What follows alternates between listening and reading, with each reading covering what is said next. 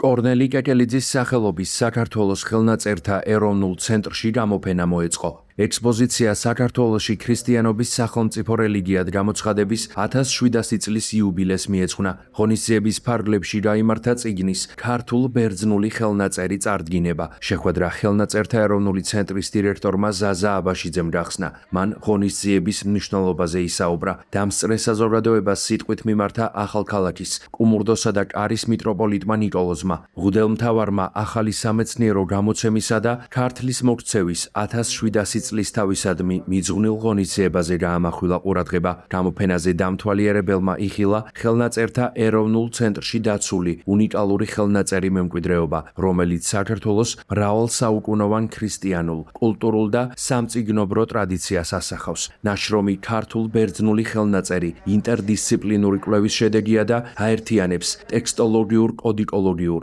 ენობრივ და ხელოვნებათმცოდნეობით ანალიზს. გამოცემაში მე-15 საუკუნის ქართულ ბერძნული ხელნაწერი დიპლომატიური გამოცემის პრინციპით არის წარმოდგენილი, რაც ზუსტად ასახავს მისი შექმნის ეპოქას, სოციალურ-კულტურულ კონტექსტსა და მხატვრულ დეკორატიულ სისტემას. ღონისძიებას წმინდა სინოდის წევრები, სხვა სასულიერო პირები, საქართველოს კულტურის სამინისტროს წარმომადგენლები, განათლების მეცნიერებისა და ახალგაზრდობის სამინისტროს თანამშრომლები, მეცნიერები და პროფესორები ესწრებოდნენ. ძალიან მნიშვნელოვანია დღევანდელი გამოფენა და განსაკუთრებით მნიშვნელოვანია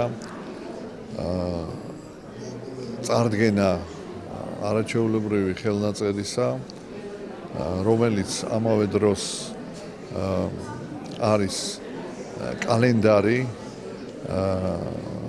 საეკლესიო კალენდარი, წმინდანთა ხსენების მაჩვენებელი და აქაც თითქმის ყველა წმინდანის მინიატურა, რაც არის ათონის მთაზე შესრულებული და არის დიდხანს არ იცოდა ჩვენმა საზოგადოებამ მისი არსებობის შესახებ, რომელიც რუსეთში ინახებოდა და აღმოაჩინა მიტროპოლიტმა ნიკოლოზმა, ჩამოიტანა, პირველი გამოცემა უკვე განხორციელდა და ეხლა უფრო სრულყოფილი გამოცემა წარდგენას ვესწრებით, რაც ძალიან მნიშვნელოვანია როგორც ეკლესიის ისტორიისათვის, ისევე ჩვენი ხელნაწერების, ჩვენი ეროვნული საგანძურისათვის და ყველას ულოცავთ ამ გამოფენას და ამ წარდგენებას. მართალი რო გითხრას, ჩემი ბრალია, ვის რა უნდა უთხრა, ვის რა უნდა უსაყვედურო, მაგრამ 1700 წლის იუბილეა ქრისტიანობის და აი მე მგონია რომ ყოველ დღე მთელი ქვეყანა ფეხზე უნდა იდგეს და ესე უნდა აღნიშნავდეს აი ამ დიდებულ თარიღს. მადლობა ღმერთს, რასაც ვაკეთებთ და რაც ხერ ხდება, ესეც დიდი საქმეა, თულ დროში ვცხოვრობთ. თუ გავითვალისწინებთ სოფლიოში რა მოვლენები მიმდინარეობს, ჩვენ კი აი გავარდა ესე იგი აი ესეთ გამოფენებს ვაწყობთ. ყველას გილოცავთ 1700 წლის იუბილეს, ეს არის ქართლის მოქცევა, ეს არის საქართველოს სახელმწიფოს ქრისტიანულ სახელმწიფოს გამოცხადება და ძალიან მნიშვნელოვანია. რაც შეეხება ამ ხელნაწერს, მე არ ვიცი, ეს ალბათ ხელოვნებაცოდნეობა და სპეციალისტები უნდა თქვას, რომ გონი ანალოგი არ გააჩნია ამას.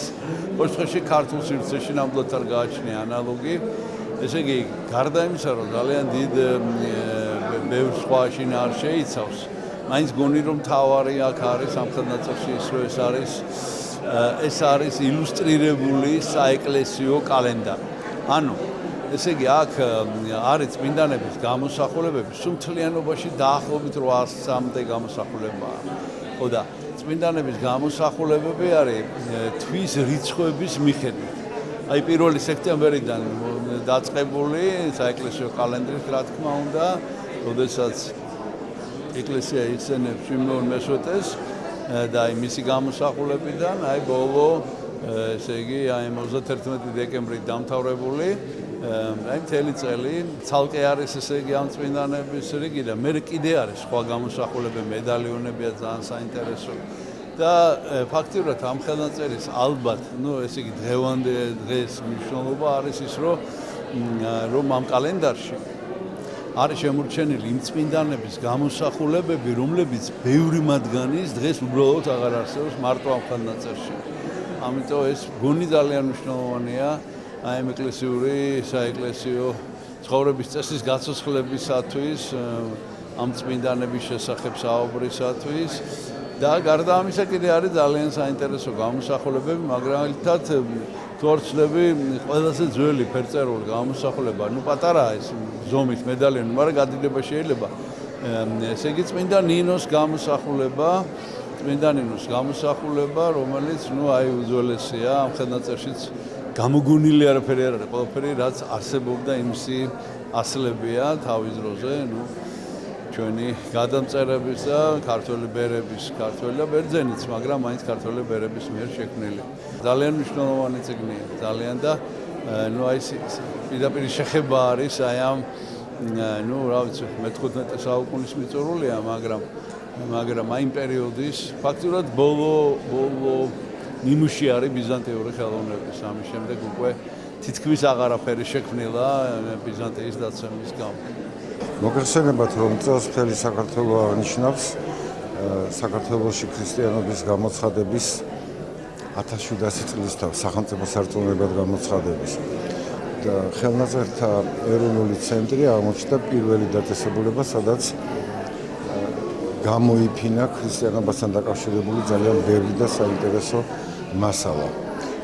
პრაქტიკულად ჩვენ ამით ვიწყებთ ამ გამოფენით, მაგრამ ეს გამოფენა და აქ გამოფენილი მასალა ცხადყოფს იმას, რომ ჩვენ პრაქტიკულად ყოველ თვე შეგვიძლია ასეთი მასალის გამოფენა სხვადასხვა საუკუნეების და მიხედვით დაწყებული მე-5 საუკუნიდან ჩვენი ეკლესიის უძველესი პერიოდიდან და დამთავრებული მე-20 საუკუნით, იმიტომ რომ მთელი ეს უზარმაზარი მასალა, რაც დაკავშირებულია ქრისტიანობასთან, ჩვენი ეკლესიის ისტორიასთან, დაცულია უმთავრესად ჩვენს ინსტიტუტში, ჩვენს ცენტრში.